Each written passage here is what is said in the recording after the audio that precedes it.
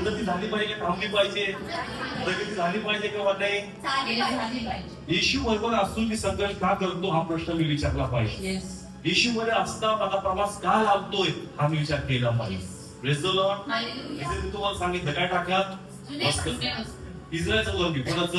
Israel. सगळ्यांना Israel माहितीच आहे. इस्रायलला परमेश्वराने कुठून काढलं?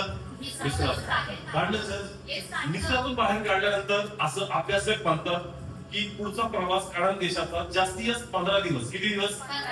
चला खूपच लहान लेकरं दमून जायचं 2 महिने बघू. किती वर्ष लागली? किती वर्ष? असं लिहिलंय त्यांच्यामध्ये देवाची उपस्थिती होती कर्णाच्या कोशाद्वारे. मग परमेश्वर संगती असता प्रवास लांबला पाहिजे का प्रवास सोपा झाला पाहिजे? मग का सोपा झाला नाही? मिश्रातून शरीर तर बाहेर पडलं पण सवय बाहेर पडायला वेळ लागला. काय बाहेर पडलं मिश्रातून?